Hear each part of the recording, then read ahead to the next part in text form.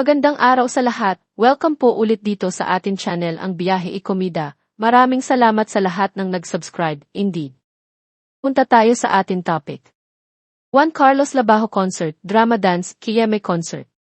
Kakaibang konsepto ng concert ni Juan Carlos, swak sa panlasa ng fans. Congratulations kay Juan Carlos Labajo sa successful first major concert niyang Juan Carlos Live na ginanap sa SM MOA Arena noong Biyernes, November 29, 2024. Tiyak na ang daming inabot ng matinding traffic nung gabing iyon dahil halos kalagitnaan na ng palabas na puno ang venue. Mahaba ang stage. Ang buong espasyo sa ibaba ay nakatayo lang ang mga tao at walang inilagay na upuan. Like marami ang na-accommodate sa mga nanonood sa ibaba na pawang mga fans ito ng naturang singer dahil talagang sinasabayan nila ang halos lahat na kinakanta nito. Nagsimula ang concert ng 8:39 ng gabi at halos 3 oras inabot ang kanyang concert. Ang simple lang ng concept na wala gaanong kadramahan. First solo major concert ito ni Juan Carlos pero walang kadramahan ng kwento ng buhay niya na kung paano siya nagsimula at mga pinagdaanan niya sa buhay. Naka-shirt at jeans lang si Juan Carlos at hindi na ito nagpalit. Parang nadja-jamming lang sila at talagang binigyan niya ng moment ang bawat miyembro ng banda, pati ang backup singers niyang magagaling naman talaga. Ang haba ng segment na iyon na kinanta nila ang Baka Sakali. Hindi pa siya gaanong nag-spiel na parang mga kabarkada lang niya ang kaharapan niya. Paulit-ulit lang niyang sinasabing, ang weird ng pakiramdam ko. Hindi ko to gets. Na parang hindi siya makapaniwalang nabuo niya ang ganitong malaking concert. Bukod sa mga special guest niya, ang isa sa pasabog niya bago natapos ang concert ay kinanta niya ang single niyang Imanhid sa labas ng MOA. Nagulat ang mga tao sa labas na tila mga fans din niya dahil talagang nagkakagulo ang lahat. Kudos sa magandang direktor ni Paolo Valenciano sa kakaibang konsepto ng naturang concert at ang ganda pa ng stage.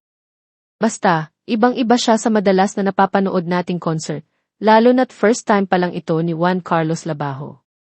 Congratulations din sa Nathan Studios ni na Sylvia Sanchez at ng Let Go of Pamilya Atayde. Malapit handler kay Juan Carlos ang special guest niya na sina Moira de la Torre, Glock 9, Janine Berdin, Zild at Paolo Benjamin ng Ben and Ben. Nasa screen lang si Kyle Echari na kaduet niya sa Visayan song na Cases. May prior commitment daw kasi si Kyle sa Indonesia, like hindi ito personal na nakasama ni Juan Carlos. Kinanta ni na Juan Carlos at Moira ang collaboration nilang Medyo Ako at ang Kisang Pagita naman ito kay Glock 9. Sabi ni Juan Carlos, first time lang daw nilang kinanta ito ni Glock 9 ng Lab. Ang brush na kanta niyang Ibuan at Eret ang ilan sa familiar kami sa mga kinanta ni Juan Carlos. Pero obvious na mga fans nito ang nandun sa SM MOA Arena dahil talagang sinasabayan nila ang halos lahat na kinakanta niya. Naririnig namin sa bandang likuran namin na pawang hugot daw ang mga kinanta nito sa hiwalayan nila ni Maureen Roblowitz. May dasyang lens 5 taon na maaring hugot din ito sa 5 taong relasyon nila ni Maureen. Siyempre, ang Ibuan ay isinulat niya para sa dating nobya at ang Kiere na ang duda nila ay patama rin ito kay Maureen. Pero in-acknowledge naman ni Guy ang kasalukuyan niyang girlfriend na nandoon para sumuporta sa kanya. Maagang dumating si Andrea Brillante sa SM MOA Arena. Nandoon din ang mag-asawang kong Arjo Atayde at Maine Mendoza at sinabi ng ilang fans na nandoon din daw at nanood ang mag-asawang Mateo Gidicelli at Sara Geronimo. Nasa bandang gilid sila nakaupo dahil nakatayo lang lahat sa ibaba.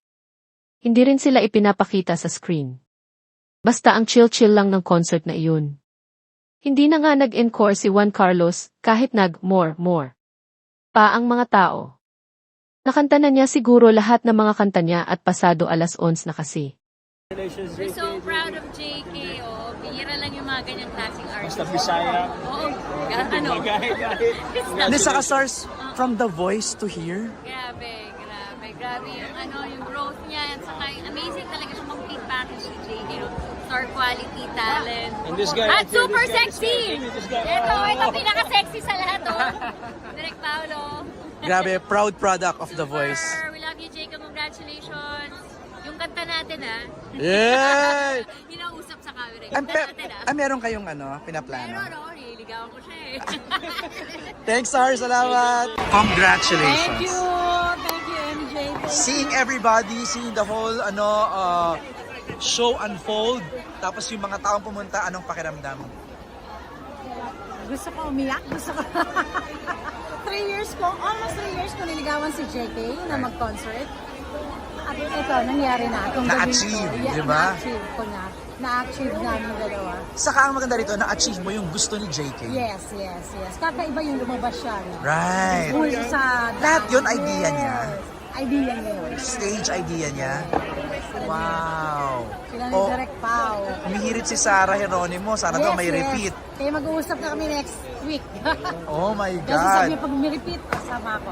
Malaki possibility. Pwedeng Sarah, JK next time. Ay, ganda niyan.